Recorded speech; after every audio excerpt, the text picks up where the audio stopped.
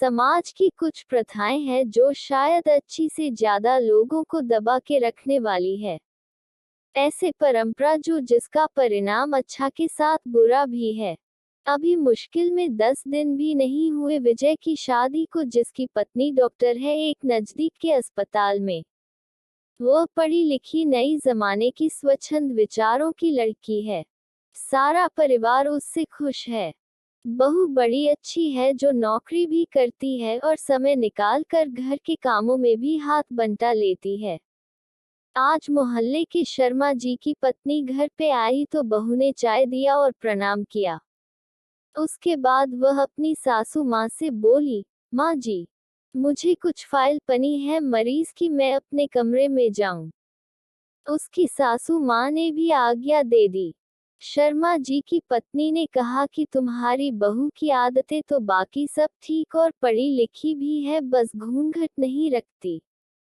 दिन भर तो वैसे अपनी डॉक्टर पोशाक में रहती लेकिन पर्दा उसमें नहीं है।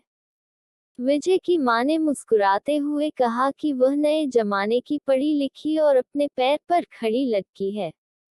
वह कहा इन पर्दे और घर में दबा के रखी जाने वाली बहुओं जैसे है जैसे हम लोग थे, और ऐसे होना भी नहीं चाहिए। घूंघट से ज्यादा जरूरी सम्मान देना है।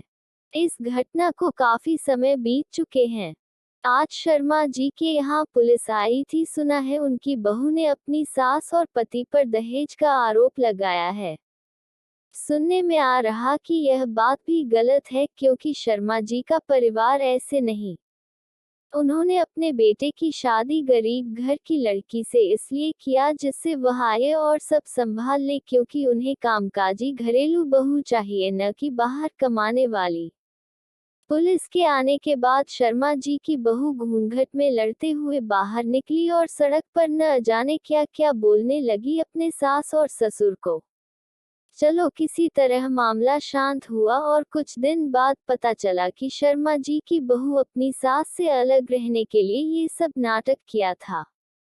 ये सब जानकर मोहल्ले वाले कहने लगे, बहू अगर घूंघट में हो तो जरूरी नहीं वह सम्मान देगी और बिना घूंघट वाली नहीं।